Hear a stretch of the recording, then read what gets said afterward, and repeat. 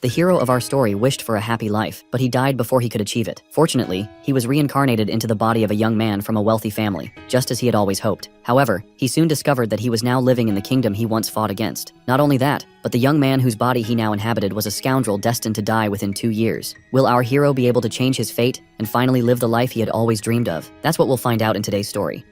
Our story begins with a group of heroes attempting to prevent the end of the world. As humanity's last hope, they ultimately fail. Ivan, their leader, offers an apology, admitting he was not up to the task. With deep regret, he confesses that Chris should have been the true hero. A girl interrupts him, asking him not to say that. She then adds sorrowfully that they had done all they could. Ivan responds by pointing out that if the brilliant Chris had learned swordsmanship earlier, he could have surpassed the 9th level, reached the 10th, and stopped the apocalypse. Chris, known as the Great Extra, is the protagonist of our story, and he earned this title thanks to his absurd ability to master anything at an incredible speed, regardless of the field. His story began at the age of 20, a young man with dreams of success who had fled his broken family and lived in the slums. Around that time, humanity came under attack from the Magic Empire, led by the Demon Emperor. A public call was made for assistance to join the hero's party that would stand against the invasion. Chris saw this as a once-in-a-lifetime opportunity he couldn't afford to miss. Without hesitation, he signed up, dreaming of the riches that would be his if they succeeded. But unfortunately, they were defeated, and the forces of light fell to the Demon Emperor. We return now to Chris and Ivan, who wishes he could go back in time and choose Chris as the hero from the start. Chris, however, firmly rejects that idea, having no desire to relive such a bitter life. Besides, time travel wasn't possible to begin with. The three share a final look at the world crumbling before them, and at that moment, Chris realizes this truly is the end. As his body begins to fade, he mocks the idea of a second life, and idly wishes he had been born the son of a rich man, if such a new life were real. And then, it happens. Chris wakes up in the body of a young noble within the Magic Empire. The family he belongs to hails from the Dark Maga bloodline, one of the 12 noble houses that support the empire. Upon investigation, he discovers he has gone back 15 years in time. This means he has only 5 years before the Demon Emperor's invasion begins. Even though Chris believed he'd seen it all in his previous life, he hadn't expected to look out his window and see demons gardening. What unsettled him most was that he recognized the identity of the person whose body he now inhabited. His name was Chris Van Kazar. Chris remembered hearing a friend mention that name before. He immediately understood that the Van indicated a lesser demonic bloodline. His friend had praised his sharp mind and explained that the Kazar family was a branch of the Baron household, part of the infamous Dark Maga line. Chris asked if that meant the Kazar family was minor. She replied no, and clarified that even as a branch family, they were still considered part of the Dark Maga line. And given their wealth, there wasn't a single demon in the empire unfamiliar with the name Kazar. She went on to say that the Kazar family had 2 heirs, the elder son, Chris, who had been a complete scoundrel in every sense, a disgrace of a young man who did nothing but cause trouble, to the point his family had lost all hope in him. But that was in the past, she added, prompting Chris to ask if she meant he had changed. Her answer was blunt. He had been killed by his own family. We return to the present, where Chris is horrified by the fate of the man whose life he now leads. He slams his fist against the wall, overwhelmed by the irony of having wished to be the son of a rich man. He begins to wonder why he was brought back to life, and why in this specific place. And above all, why he had to end up in the body of a wretch who had only moments left to live. Chris sinks into despair, trying to calm himself so he can find a way out of this impossible situation. Time passes, and it has now been 3 days since Chris regained consciousness in the body of the young man who shares his name, the same one who is supposed to be killed 2 years from now. Chris considers the possibility that the family might have executed him for being a scoundrel who committed terrible acts, so perhaps behaving properly could help him avoid such a fate. Now that he is the son of a wealthy man, he believes he might finally live the life he had always dreamed of. But just then, something critical crosses his mind, something he had forgotten, and that realization crushes any hope of fulfilling that dream. The matter is Ragnarok, or the end of the world. Chris remembers that the Demon Emperor's motive for starting the war was to activate Ragnarok by offering humans as sacrifices. Because Chris had failed to uncover this purpose in his previous life, both the forces of light and the Magic Empire were utterly destroyed. Now Chris knows that his survival depends on preventing that destruction. Although the Demon Emperor himself is an enormous threat, the greater danger lies in the vast number of demons loyal to him within the Magic Empire. If Chris is to win, he must surpass the Demon Emperor. And the only way to do that is to become the new Demon Emperor and rise to the top of the Magic Empire. At present, he still has 5 years before the invasion begins. Chris wonders if he should take the chance. After all, if he does nothing, death is inevitable. Besides, if he succeeds, he won't just own a mansion, he'll rule the entire empire. Later on, Chris finds himself in his father's office. The moment his father sees him, his anger flares. He yells at him, reminding him that he was told to stay in his room and reflect on his actions. But instead, he had the nerve to show up without shame after the disaster he caused. His fury grows as he threatens to behead him if he behaves so foolishly again. Under the heavy pressure from his father, Count Kazar, Chris responds that he came to apologize for all his past mistakes. His goal is to erase his old image as a disgrace, so he can carry out his plan. Count Kazar is taken aback by his words, and Chris repeats his apology, assuring him that his behavior will not be repeated. But the Count remains unconvinced, insisting that such a sudden change is unbelievable given all the damage he had caused. Chris is disheartened, unable to figure out which of the many disasters is bothering his father most. Chris reminds him that 3 days ago, he mentioned losing part of his memory, and in trying to recall his past, he realized how awful he had been, which is why his regret is genuine this time. Still uneasy, Count Khazar says he has heard similar words too many times before. Chris insists that this time is different, admitting that an apology alone won't fix anything, and he asks to be sent to the punishment wing for a full month, to reflect and prove his sincerity. The punishment wing is a prison for high-ranking demons who commit serious crimes. It is a place untouched by light, where all 5 senses are sealed. Even a few days there are enough to break anyone, but Chris sees it as the perfect place to disappear from sight. Count Khazar asks if he's sure, warning him that someone like him wouldn't last even half a day. Chris responds that he knows how harsh the place is, but sees it as necessary to prove how serious he is. Khazar asks if he knows how many times he made similar promises only to let them down again. Even so, he agrees to give him one last chance to see what will happen. But he makes it clear that if Chris fails to show real change by the end of the month, he will be expelled from the family for good. Chris is fully aware of what that means. Without his family's protection, many would jump at the chance to kill him, and they won't hesitate. Even so, Chris responds immediately and confidently, telling his father that he agrees. However, he adds a condition. If he proves he has truly changed, there will be something he will ask of him. His father is irritated by his confident tone, remarking that he sounds as if he's certain he'll return unharmed. Still, he agrees to grant his request, if he keeps his word. He then leaves the office, convinced that Chris will never last. Sometime later, Chris sits in his room, holding something that looks like a gem in his hand. Cox, the family's servant, enters and informs him that the punishment wing is ready for his arrival. Chris places the gem on the table and leaves with him. On the way, Chris hears the servants whispering about him. They can't believe the family's disgrace is willingly heading to the punishment wing. They wonder what new scheme he's planning this time. Chris is drawn to their mention of a recent incident in which he insulted the young lady from the toxic Maga family, an event that forced Count Khazar to personally apologize, despite the rivalry between the two families. This left him in an extremely bad light and severely damaged his reputation. One servant sighs, wondering when that disgrace will finally grow up, and another replies that such a thing is utterly impossible. They then speculate on how long he'll last in the punishment wing. One says 2 days at most. Another argues he won't even make it through a single day. Chris and Cox continue on until they reach the punishment wing, where 2 intimidating guards stand at the entrance. Chris glances at one of them with curiosity, thinking to himself that employing Death Knights as guards is typical in the Magic Empire. Still, he doesn't care, as long as they're not coming in with him, so he keeps walking. Just before he enters, a voice calls out to him, "Brother." He turns to see a young boy standing behind him. Chris feels like he's seen him before. It's his younger brother, Turn, known as the model student. Chris is caught off guard when Turn suddenly draws a sword on him. Despite a surge of inner fear, he composes himself and calmly asks what he wants. Turn shouts, accusing him of being a constant disgrace to the family. He adds that, though he doesn't know what he's planning this time, if he shames the family again, he will kill him. In that moment, Chris realizes that the body's original owner was indeed killed by Turn, and he remembers meeting Turn during the invasion, where he had become a well-known demon skilled in curse magic. Chris notes that Turn looks quite innocent at this age and figures he must have trained hard. Even so, to someone like Chris, who survived the Age of Ruin, he's still just a child. With a serious tone, Chris tells Turn to lower his sword. Turn grows uneasy. Something feels off. Chris leaves him with a simple statement. He got the message, and urges him to mind his own business. Turn tries to issue another warning, but Chris ignores him and steps into the punishment wing. Frustrated by the embarrassing exchange, Turn yells furiously. Inside the punishment wing, Chris begins testing his senses. He finds he can't hear or see, though there's a faint sensation in his fingertips. He realizes his father must have allowed this minimal feeling so he could touch the items he brought with him. Otherwise, he would starve. Chris knows that any ordinary person would lose their mind in a place like this, but not him. He has faced worse while working as a treasure hunter, and the deprivation of his senses actually works in his favor, giving him the chance to focus inwardly without distraction. In doing so, he can begin repairing the damaged body he now inhabits, though the process will require immense time and effort, thanks to the medical skills he gained during his time under a saint, the body modification techniques he picked up from the circus, and the various mana stones in his possession. He believes he can achieve his goal. Chris pulls out one of the mana stones, admitting that he never imagined he'd get his hands on one due to their outrageous price.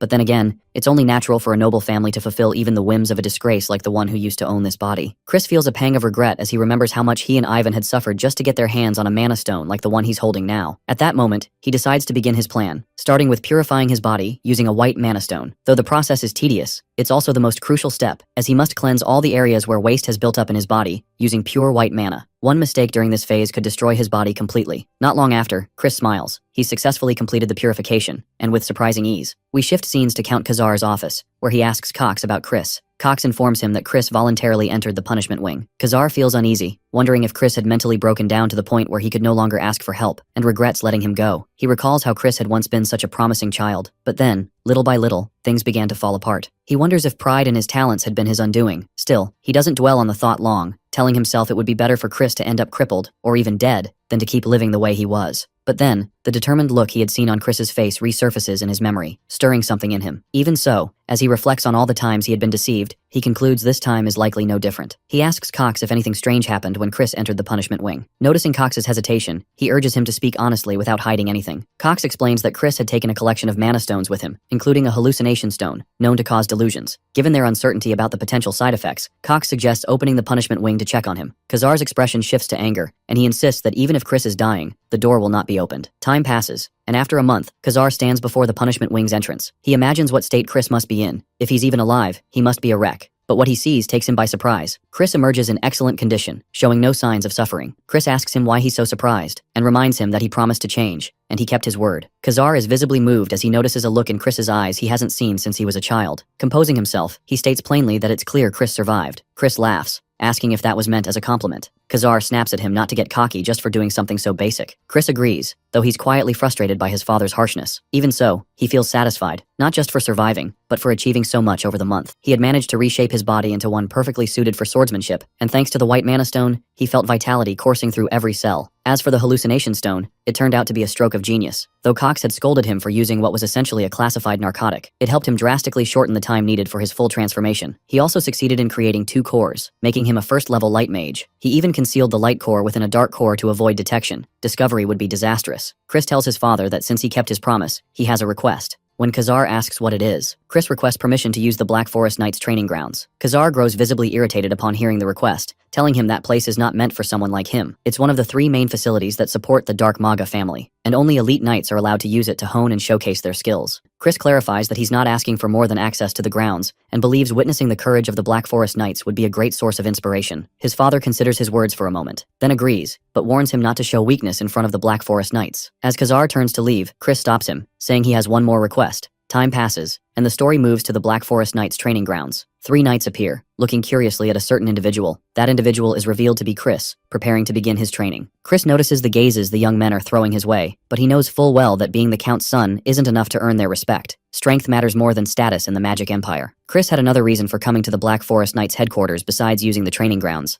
That reason was the library, his second request to his father. However, his father made it conditional upon obtaining a recommendation letter from Vice Commander Merlin before granting him a key. The library is where the Khazar family stores their black magic tomes, and access to it is of great importance to Chris. When Chris protested, arguing that he had the right to enter as a family member, his father reminded him of the last time he was caught trying to steal the most valuable books to sell on the black market. That's when Chris realized the body's previous owner was truly a scoundrel. Still, he didn't take offense, as he already had a solid plan to earn Vice Commander Merlin's recognition quickly. At that moment, his brother Turn suddenly appears before him, surrounded by a group of young men, telling him this place isn't meant for a pest like him. Chris is annoyed by Turn confronting him again, and decides to ignore him. But then he pauses, smiling, as an idea comes to mind. Turn's appearance couldn't have been more timely. Turn approaches Chris with a sharp tone, telling him to leave unless he intends to die after barely surviving the punishment wing by sheer luck. Chris responds calmly, asking if Turn is ready to take responsibility for those words, then surprises him by stating that it was their father who gave him permission. Just then, someone steps in, acknowledging the Count's decision with respect. That person turns out to be none other than Merlin, the Vice Commander. Chris immediately senses that she's releasing magical pressure on him, at least 4th tier, but he's used to that kind of threat. He bows to greet her. Merlin is caught off guard when she notices that he's withstanding her pressure without showing signs of pain. Chris tells her that if that's the impression she has of him, then he'll prove he's worthy of using the training grounds. Merlin asks how he intends to do that, and Chris points toward Turn and his group, suggesting a duel with one of them. Merlin assumes he's joking, but Chris assures her he's completely serious, explaining that he has one condition: the duel must be fought with fists only, no magic involved, due to his weakened energy pathways from a life of excess. Merlin becomes uneasy. She can't allow him to enter a fight that might injure him, especially since, at the end of the day, he's the Count's son. She asks if he truly believes he has a chance simply because it's hand-to-hand combat. Chris replies that the only way to know is to test it, then wonders aloud who the ideal opponent might be. He points to Turn, saying he'd make a fitting choice. Turn takes offense, assuming Chris is mocking him. Merlin steps in and tells Chris to choose someone else, since Turn is already at the 2nd level. Chris is surprised to hear that, as reaching that level isn't easy, not even for those over 30. Still, he isn't worried. After all, he's no ordinary scoundrel. Chris tells Merlin that if he really wants to prove himself, he needs to face someone stronger, making Turn the ideal opponent. He then smiles and turns to Turn, asking if he's afraid. Turn becomes even more enraged and agrees to the duel. The spectators gather to see what will happen, all cheering for Turn, shouting at him to crush that disgrace. Chris sarcastically asks Merlin how they'll determine the winner. Fed up with his arrogance, Merlin declares that the winner will be whoever renders their opponent completely immobile, secretly hoping Turn will break his leg. Chris starts provoking Turn, saying that if those are the rules, he'll beat him until he can't move. Turn is livid and vows to silence him for good, but suddenly Chris lunges and delivers a solid punch straight to Turn's face.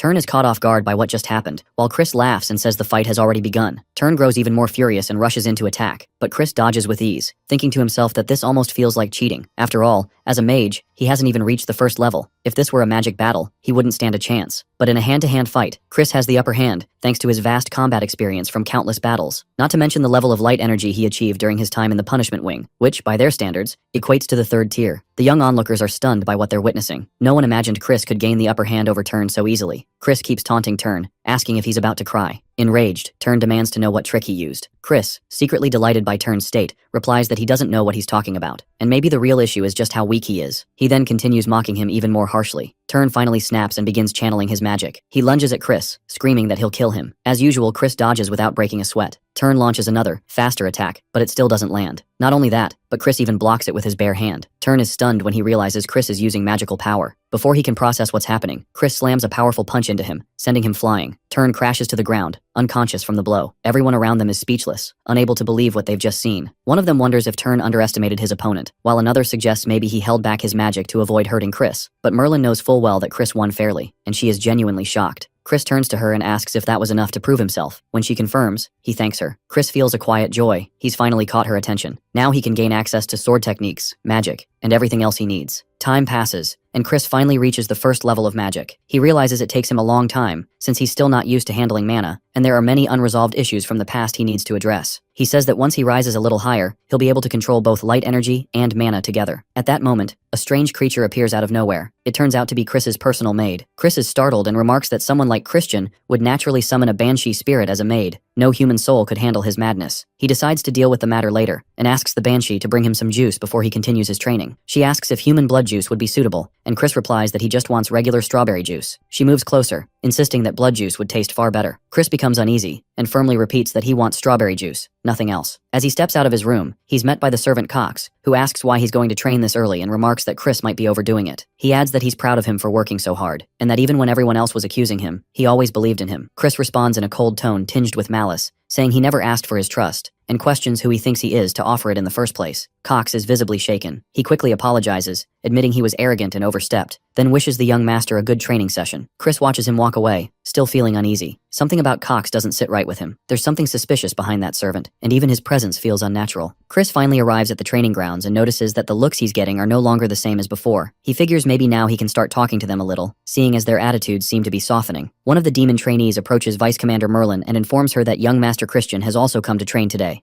Merlin doesn't respond. She remains deep in thought about Christian's intentions, especially after the duel he had with his brother, Turn. His precision in targeting weak points, his use of mana despite Turn's excellent movements, and ultimately his victory in that match, all suggested he could read the battlefield with absolute clarity. If her suspicions are correct, Christian might even be more talented than Lord Ashe de Baron, the heir of the main family. But she quickly rejects that idea, convincing herself that Christian is nothing more than a degenerate scoundrel, with mana damaged beyond repair by his corrupt lifestyle, and that this gap cannot be closed now. At that moment, Merlin hears a commotion from outside, steps out of her tent, and asks what's going on, only to find the trainees all gathered in one spot. One of them tells her there's a simple duel taking place between young Master Christian and one of the trainees. She's shocked to hear the name Kenyon, since he's a first-star demon, which implies that Christian has reached the same level. Chris says he had hoped to test the skills of the so-called Great Black Swamp Knights, but finds them far below the reputation they're supposed to have. He asks if anyone is brave enough to fight him. Then he provokes them further, saying they're clearly just a bunch of cowardly knights afraid to face real combat. One trainee can no longer stand the insult and steps forward, declaring he'll put an end to this. Christian laughs and tells him to come at him. Everything is going exactly as he planned, and they're all taking the bait without realizing it. They're now willingly teaching him the secret techniques of the knights. He had no other choice but to steal them this way. Chris focuses on the sword grip, the fluid footwork, and recognizes the style immediately. Mudblade,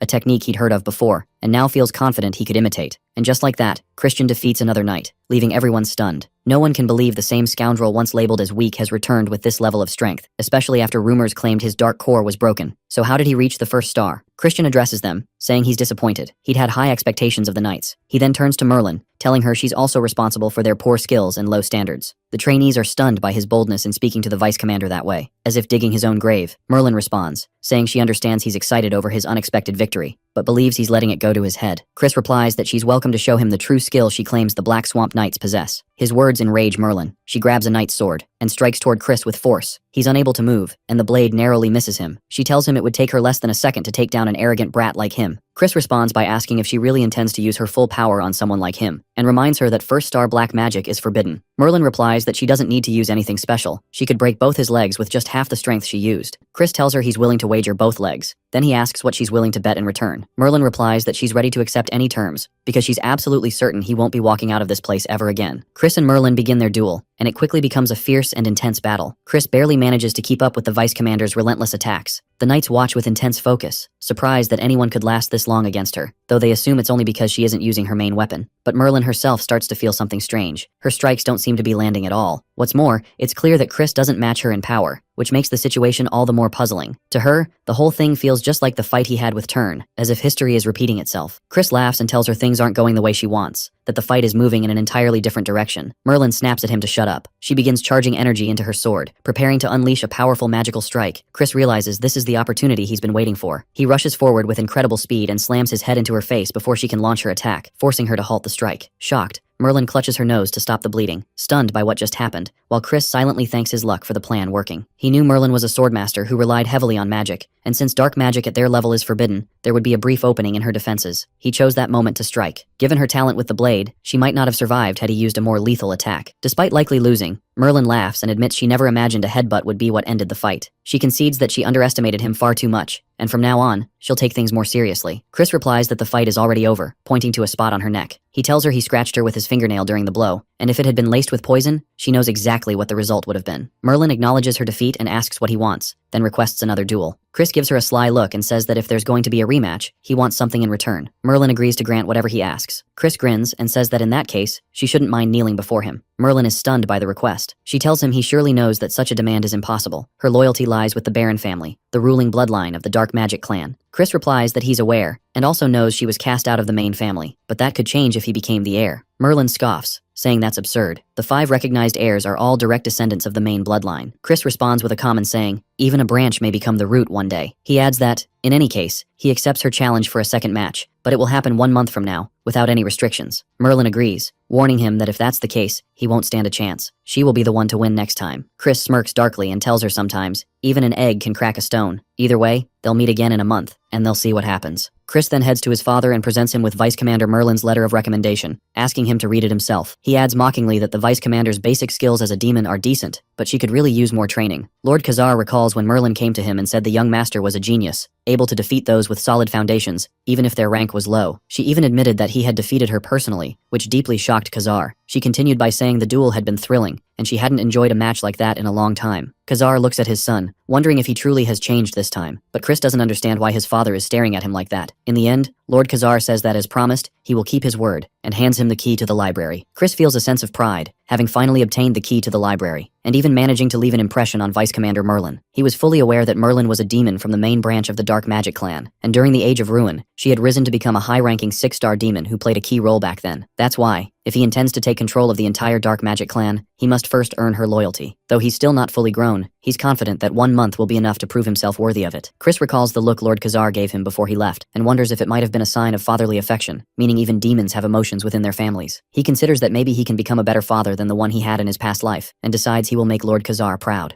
Chris enters the library to find it vast, filled with books on blood magic, summoning, and curse magic. He knew these books were strictly forbidden in the Lands of Light. Just as he reaches for one, Banshee suddenly appears from between the shelves, startling Chris into jumping back in fright. He asks what she's doing here. She replies that this is her natural domain. She is, in fact, the library's keeper. This completely shocks Chris. She then asks if he came here just to spend time with her. This annoys Chris deeply. He has no idea how to deal with someone like her, especially since he's certain she won't leave him alone. Banshee informs him that the book he picked is ranked 4 stars and falls under dark magic. Its title is Binding Seal. She adds that he probably won't understand much of it yet, but Chris insists that he's a genius, and it won't take him long. Banshee remarks that not only is the young master handsome, he's a genius too. Her expression carries something strange that Chris can't quite read. She then asks if there's a specific reason he chose that book. Chris says there is. He needs to catch a rat. By rat, he means one of 2 people, either his brother Tern, who he considers useless and the one he hates most in the family, or Cox, the head servant, a suspicious figure who oddly has free access to the discipline wing despite not being a family member. Given that demons value strength over status, it's strange that Cox put so much effort into pleasing Chris and staying close to him. This shady man might be something entirely different than he appears to be. Chris still knows nothing about him, but placing the hallucination stone in the discipline wing was clearly a move to destroy him. For that reason, Chris decides to pretend to be weak, as if he's reverted to his old self. The one who shows excitement over this change would surely be the real culprit. During training, he starts faking exhaustion from running. Then he tells the others to keep doing their dumb drills while he's tired of it all and no longer feels like training. The other trainees are baffled, not understanding what's come over Chris all of a sudden. Later at dinner, Chris throws his food on the floor and yells at the maid, scolding her for not preparing a proper meal. He orders her out of his sight and demands she return the food and bring him something better, sparking Lord Khazar's fury. Khazar angrily declares that he was a fool to think his son had truly changed. Now he sees he's just gone back to who he always was. Chris feels an odd sense of guilt he can't explain, but he knows he can't stop what he's doing. It's something he must do for the sake of the Khazar family. In the days that follow, Chris continues spreading the image of his old self, mistreating servants and spending money recklessly. Banshee asks him if he's truly returned to his old habits, telling him that even if he has, she'll still stay by his side no matter what. Chris replies that, as he said before, he intends to catch a rat. He then activates a magic skill, and Banshee is shocked, asking if he's already mastered the binding seal technique. Chris responds confidently, stating that he's a genius. Not only did he master the skill, he even modified it to be usable by lower-ranked demons. He wasn't just passing time, he also learned other magic techniques in his spare hours. Banshee looks at him with admiration and says he truly is a genius, but their conversation is suddenly interrupted by Turn's arrival. Chris quickly pretends to space out and asks what brought him here. Turn yells at his brother, demanding to know if he's gone back to his old, disgraceful habits. He had thought Chris had changed and abandoned his reckless ways. Chris smiles, realizing that Turn's anger and confusion mean he's not a suspect. He replies that he believes there's a rat in the estate. Turn asks what exactly he means,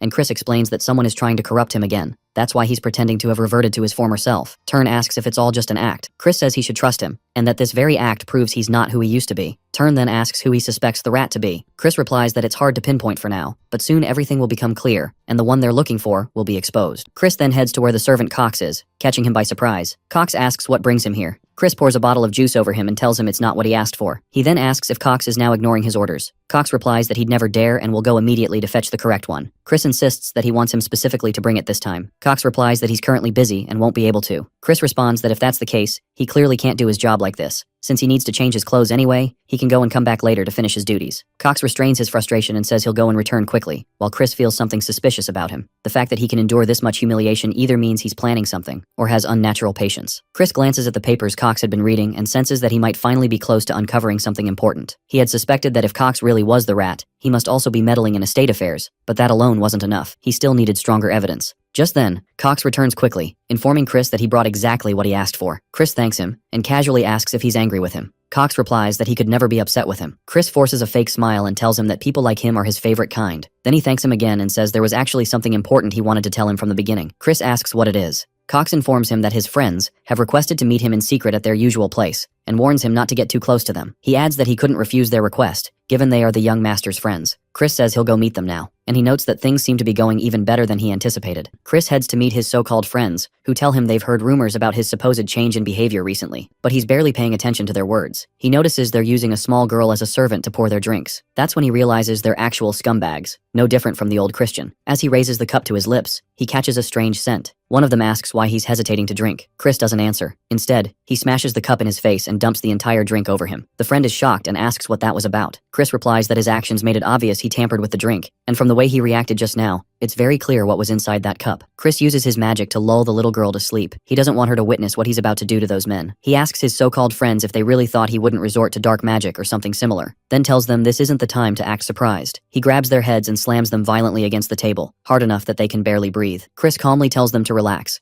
assuring them that nothing will happen if they cooperate, while the two tremble in fear. His tone suddenly shifts as he pulls a dagger from his pocket, telling them that if they still haven't figured out why he's doing this, even after all those hits, then chances are, they won't be leaving this place alive. Chris ties them up and starts beating them mercilessly. They quickly begin begging for mercy, promising to tell him everything. They confess that someone ordered them to lure him out, drug him, and kill the little girl to frame him for the crime. They say they were blackmailed with the drugs they had smuggled and had no choice but to go along. Chris asks who gave the order, but they remain silent, until he coldly asks if they truly wish to die here. In a panic, they both blurt out the same name, Cox. Chris demands they swear it, and they do, twice, insisting Cox was the one behind it all. Chris tells them he's going to bind them with a magical oath and cast a spell that forces them to obey his commands from now on. Elsewhere, Cox rushes to Lord Khazar, claiming that a disaster has occurred and he must know about it immediately. Lord Khazar asks what exactly has happened, and Cox tells him that the young master, in a drunken state, murdered his maid and threw her body into the river. He adds that it's a completely unmanageable situation and he doesn't know how to handle it. Lord Khazar is shaken by what he hears. He orders Cox to bring Christian before the demon court and declares that he will personally oversee the trial. In the courtroom, Chris is brought before the judges and declares that he's innocent, that he did nothing. Lord Khazar asks if he's lying, pointing out that there are witnesses. Chris replies that the incident didn't happen to begin with, so how could there possibly be witnesses? Then he adds that maybe it's just a misunderstanding, and at that moment, the little maid enters through the doors. Chris asks if this, by chance, is the girl they're claiming to be dead. The girl says that young Master Christian escorted her home last night after she fainted and even gave her money to pay her rent. She then points to two men in the room and says they're the ones who spiked Christian's drink. Chris's friends are stunned by her testimony. They realize she's betrayed them. But Chris activates his magic and the oath he placed on them, forcing them to confess. And sure enough, under the influence of the spell and with no way to resist, they admit everything, that all the accusations were true, and they had filed a false report because Cox paid them to frame Christian. Hearing this, Cox starts shouting in protest, claiming the whole thing is nonsense, a complete fabrication. He insists this isn't justice, and accuses Christian of conspiring with others against him. He turns to Christian, yelling that this has gone too far, and demanding that he stop with these tricks. But Chris completely ignores him. Then Chris turns to Lord Khazar and says that, since he's the victim here, he has a request to make. Lord Khazar asks what it is. Chris tells him he wishes to interrogate head servant Cox himself, instead of having Lord Khazar preside. Lord Khazar is taken aback by the unusual request, but in the end, he agrees. Cox is stunned by the decision, but Lord Khazar ignores him and tells Chris that he will now hand him the judge's seat, but warns him, if he oversteps or acts inappropriately, the privilege will be revoked immediately. Chris replies that he'll be quick and gets up to take the judge's platform. He announces, in the name of the grand judgment of the Magic Empire, in the name of His Majesty the Demon King, and as a representative of Count Khazar of the Dark Magic Clan, which governs the eastern wing of the Southern Magic Kingdom, I hereby begin the interrogation of the accused. Chris asks the servant Cox if he swears to answer truthfully, nothing but the truth, to every question that will be asked. Cox swears. Chris then asks him to swear again, and now that Cox has sworn twice, Chris is able to activate the binding seal spell on him. The crowd watches in awe, wondering how someone so young could master a 4th star black magic spell with such precision. This particular seal was a modified version of a traditional binding spell, allowing even lower ranked users to cast it, but with one condition: the target must swear twice, which is exactly what Cox had just done. Chris tells him he is now magically bound to speak only the truth. He then asks why Cox tried to frame him with a false charge by bribing his friends. Cox, without realizing it, responds that he was ordered to do so, and that someone had been blackmailing him, threatening to expose all his illegal activities, just to destroy the young master. Chris asks who that person is. Cox tries to resist the spell's influence, but the pain overwhelms him.